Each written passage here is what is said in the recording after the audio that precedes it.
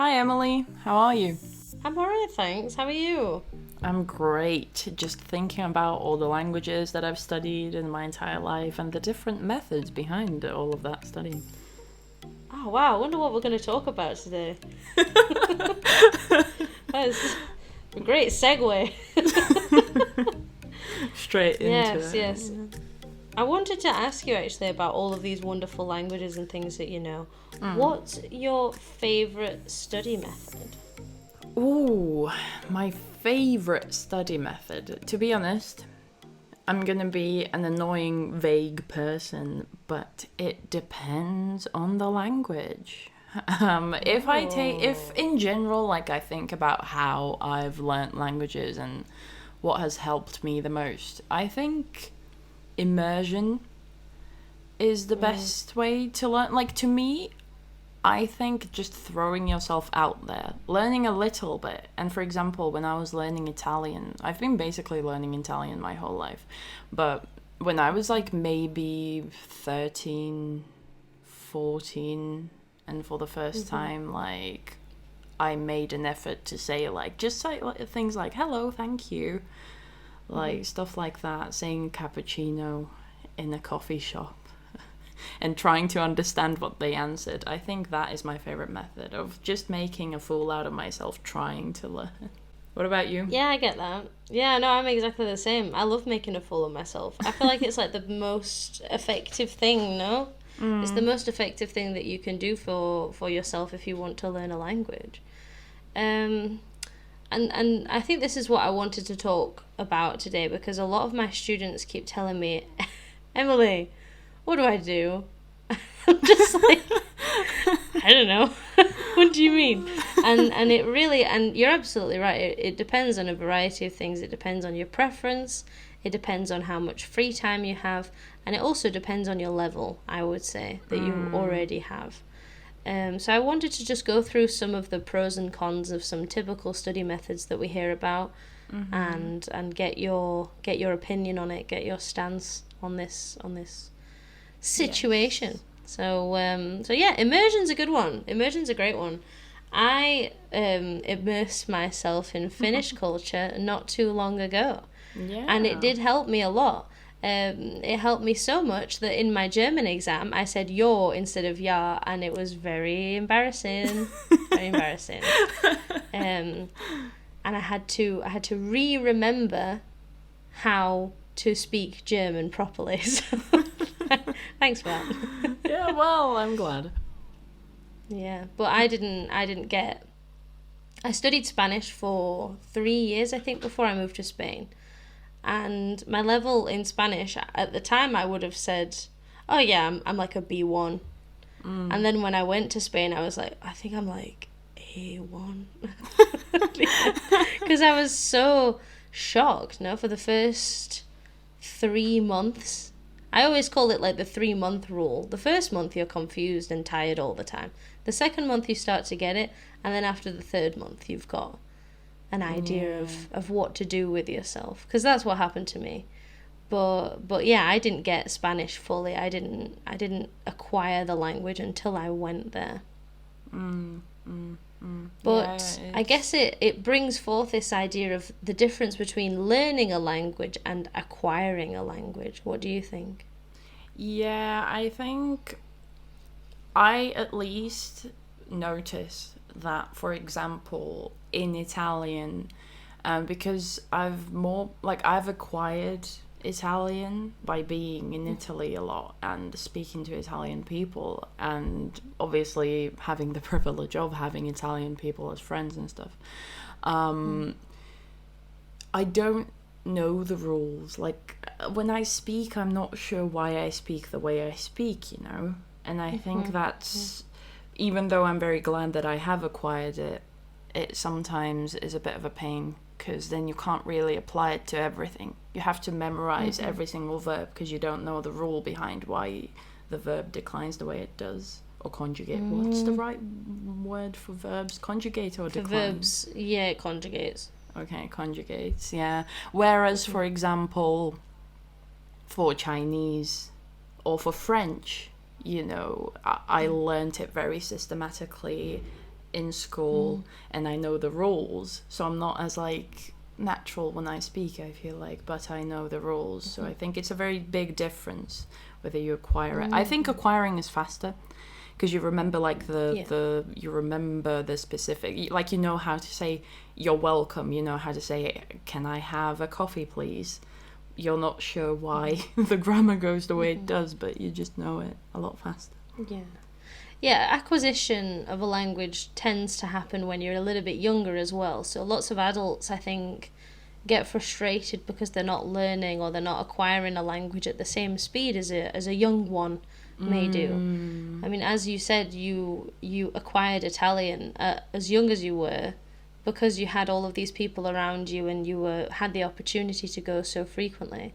But yeah, that's a good point. There are downsides to acquiring a language when it's not your first language as well, because you don't know how to describe things. I have to teach Spanish now, for example, and whenever my students ask me a reason why something happens, because I learned all the grammar, like specifically all the different grammar elements, I can tell them why things happen the way they do, what irregulars there are, why the irregulars are irregular, and things like this. But you know, if I had acquired Spanish, I wouldn't be able to teach it, I don't think. But I mean, and I also think that immersion and acquisition of languages, it kind of depends on your native language. Like in Europe, I feel like we kind of can, like, if we know one European language, if we know two European languages, like somewhat, you can kind of deduce, like try and tell what a word means, because you kind of have an idea of like Latin roots and stuff like that. Like you look at a word and you kind of can tell maybe what it means. Obviously not every time, but I feel like with especially Italian, French, like you can kind of tell a lot of the time. But for example, in Chinese, if I just like listen to a random Chinese TV show, I only know the things that I know. Like I can't tell, oh, that probably means that and stuff like that. It's much more difficult. Yeah, that's true. I never even thought about that. I can watch a German show without English subtitles and be like, I can guess, and this is probably right. But I'm too scared to watch a Chinese TV show and do that because I'd have no idea. I'd probably pick up like 3 words and be like, success. It's much more difficult.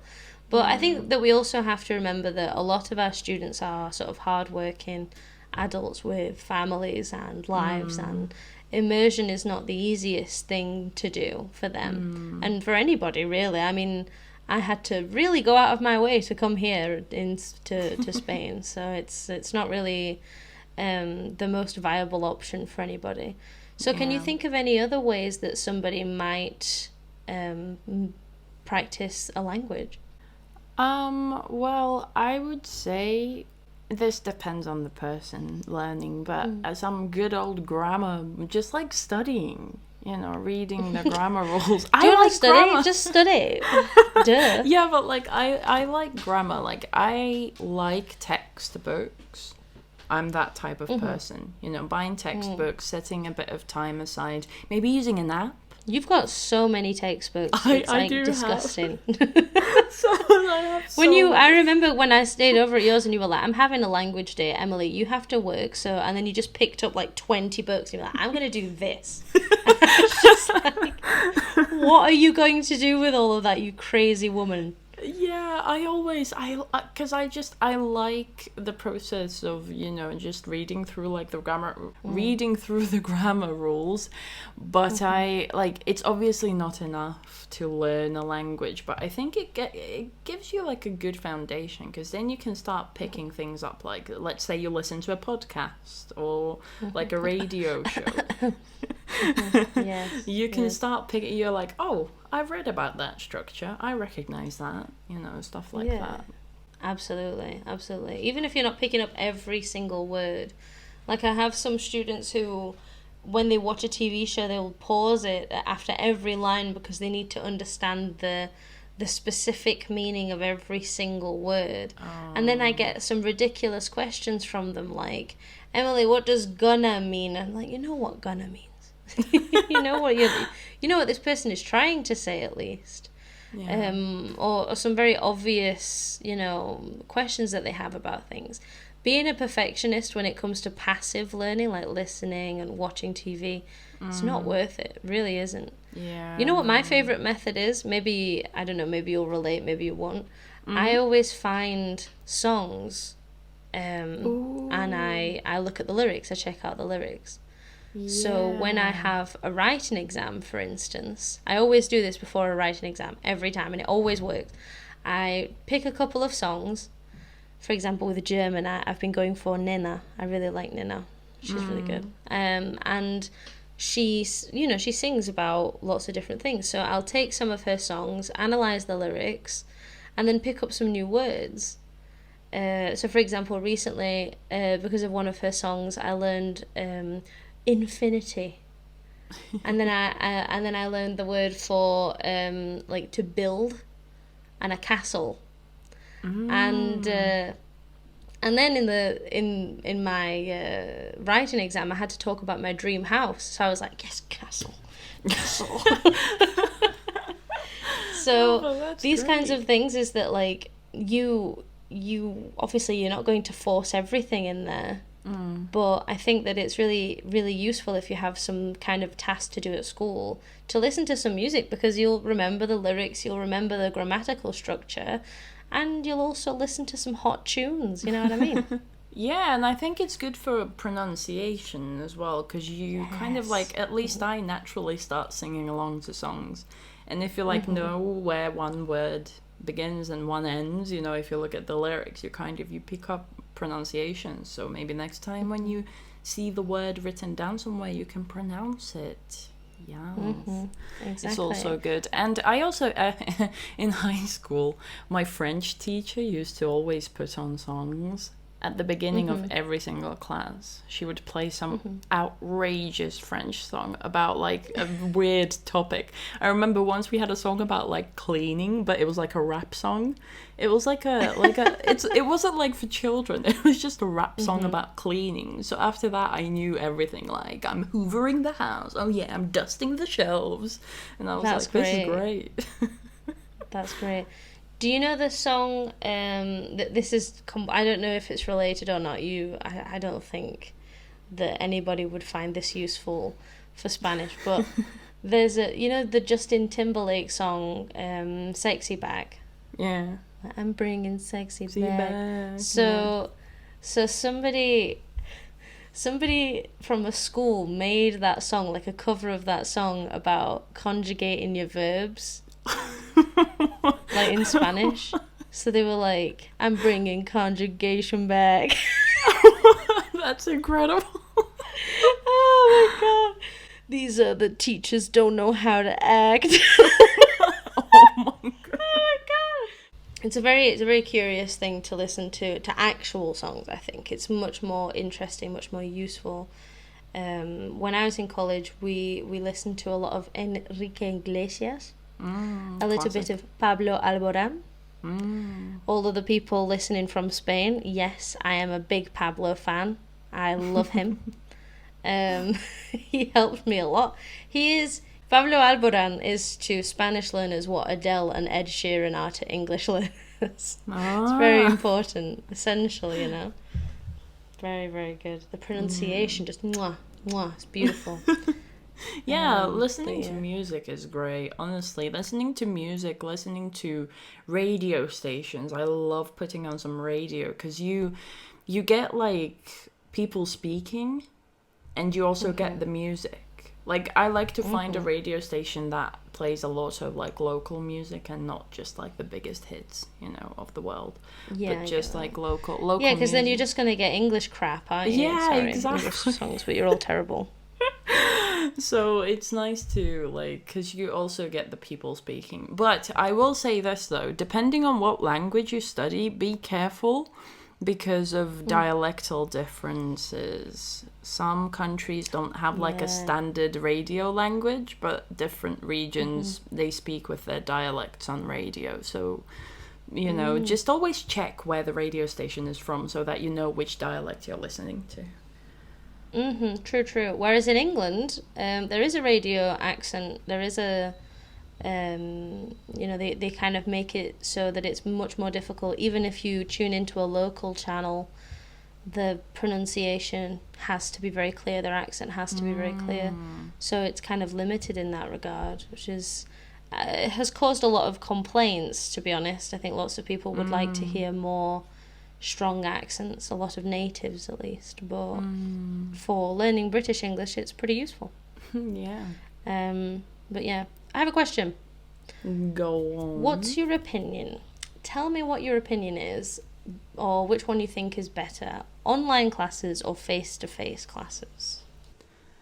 I definitely think face-to-face classes. However, they are much more difficult to find, I guess, especially for a lot of people working. Things like italki, online services are really easy because you can do them from your room and you can just have like a one-on-one class. I feel like in-person classes, face-to-face classes, very difficult to find like a one-on-one class, But I still think that, for example, at university, I really noticed it now when we had Zoom classes online. It was much more difficult to learn because, first of all, the teacher can't like fully see you and really tell like what you're saying, especially when it comes to pronunciation. Face-to-face classes, I think it's a lot easier to learn when you're in the same room with the person, Agreed. But online classes, I will say, a lot easier to find and a lot cheaper as well. So I think it can be more convenient. It can be one-to-one when you're online. You get to be honest about what you need to improve on, what you'd like to do in your classes. And I think that it can be comfortable as well. It takes you... you still are taken out of your comfort zone, but you're in the comfort of your own house as well. Yeah. Generally speaking. And I think that level of convenience can be very helpful for people that are too scared to go to a classroom and work with others. That as well. Also, I have to say that because we're online teachers. And did you know that you can find Anna and I on italki and ClassGap in my case? Anna, what do you teach? I teach Finnish and English conversation for like beginners and intermediate level learners. And I teach all levels of English, and I teach Spanish at the same level that Anna teaches English, so conversation, early starters, A1, A2. Don't make me go any higher than that or I'll have a panic attack. But yeah, so... Well, I mean, we can't say anything that bad about it. Yeah, exactly. But online learning is very useful. I would recommend, especially if you're learning Spanish, English, and or Finnish. Yeah, for sure. Because you can come and annoy us for a bit, and we'll annoy you. Perfect. But yes, I think the face-to-face classes. I have to say that coming from a place like Spain, the situation is very different over here. And there's a lot of academies going around, and I think that they could be very good, but they have a very consistent problem of giving students the wrong level, spending too much time on basic topics and stopping them from sort of advancing in levels. Also, they cost just loads of money. It's so expensive, and I think that you could be paying the same amount of money, and rather than being in a class of 6 or 7 people and not getting enough conversation practice, you could just go and spend a bit of time with somebody online and train with them for a while. And I'm not saying that just because I'm an online teacher. I am saying that because that's what I believe. Yeah, true. It's very convenient, and the prices are like okay. And like especially when it comes to italki, ClassGap, that the majority of the money is going to that teacher, rather that, than just going to this big organization that loves money. Yeah. Cambridge. sorry I've got a cough. Cambridge. Oh god, it's the sorry. It's very painful. Yeah, it did sound very painful. Cambridge. Yes. But yeah, no, I agree with you. I think that there is a lot of benefit to go. There's more satisfaction with going to a face-to-face class as well. And there's no doubt that people after what we've been through over the past few years, I think that lots of people think that there's more to be gained from going face-to-face. The human interaction is the most important part of the language, but you can still achieve a lot of that online, I would say. Yeah. But yes, I think I have one more question I want to ask you, and then we'll leave these poor guys alone. What do you think about intensive courses? Because now is the time, no? July, August. Yeah. This is when intensive classes tend to start. This is very interesting. I think intensive courses are good for speaking. Like, I've done an intensive, like, general language course before in Spanish. At my university, they have intensive courses and they have, like, regular courses.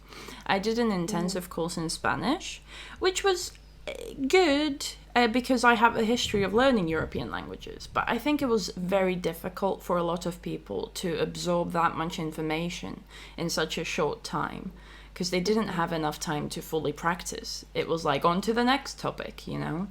Whereas then I had an intensive speaking course in Spanish. And I feel like that was a lot more useful for me because it was just like practicing speaking like several hours every day. And I think that was beneficial. But I think learning grammar, learning everything in a very short amount of time, I think that's just going to be taxing, and it's going to like, it even can like demotivate some people, you know? Yeah, absolutely. I think that intensive courses are one of the biggest scams, especially here in Spain, because they create this idea that a student can do anything after they've done that, and once they've done this course, they'll be set for life. But really, nothing stays in your long-term memory after an intensive course. Yeah. It's called intensive because it's intense. It stresses you out for the time that you do it. So I think it can be useful. I would say that intensive courses are exclusively useful for passing exams. Nothing else. True. If you have like a certain, like if you need to reach a certain level in a very short amount of time, you can do an intensive course, but you can't, expect for you to like remain on that level after. Exactly. Like I have a bunch of students now who are doing like 90 minutes a day with me for like a week until their exam starts. And they're doing that because it all needs to stay in short-term memory, and I've got no problems with helping people pass exams that are very expensive and you don't want to do them again. Cambridge. Sorry. Cambridge. Don't sponsor us, Cambridge. We don't like you. Emily, get your inhaler. This is an emergency. Sorry, yeah, you're absolutely right. I'm already stopping us from getting sponsorships from Cambridge, and we don't even have any yet. So woo. All right, Cambridge, you give me a reason to like you. All right, you give me a reason, and we'll come back. Sorry, I'm just not a fan.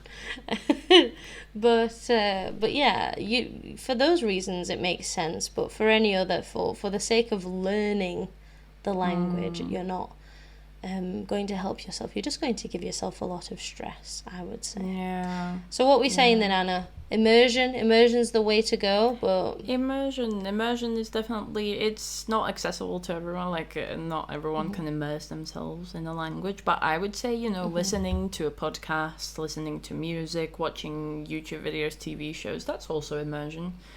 So, absolutely. And one good tip, one thing that that motivates me is when I watch something and I don't understand like almost any of it. I'm like, oh no, I'm bad at this language. Then after like 6 months, I go back and I watch that same thing and I'm like, yes. So go back. Listen to things you've listened to before and you can really tell like a difference in your life. Absolutely.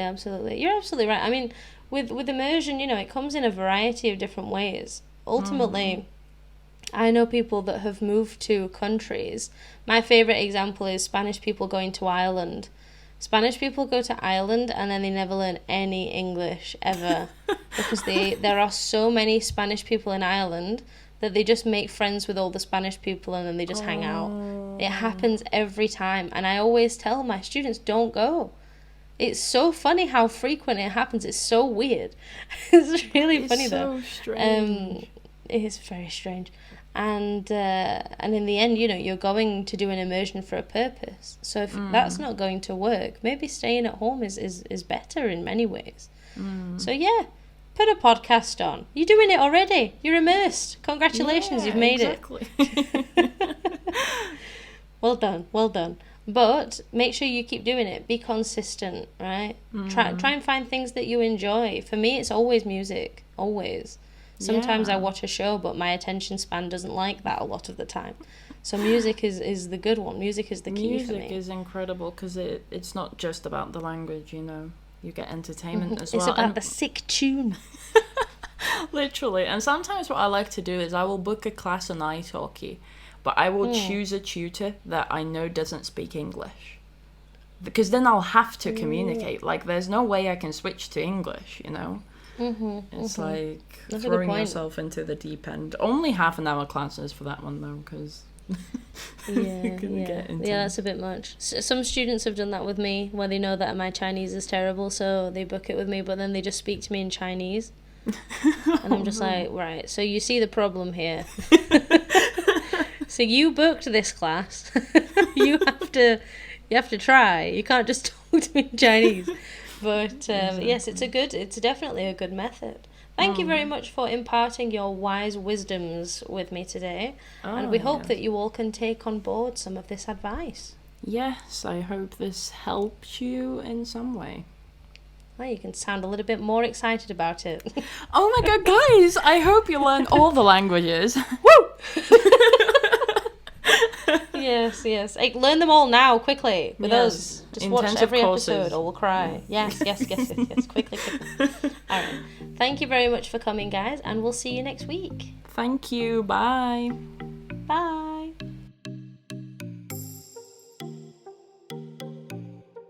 Thank you so much for watching. Please leave a comment below if you have any questions related to the topic, and we will try our best to respond to you. Please subscribe to the channel for a new podcast episode every Saturday, as well as essential tips during the week. See you next time!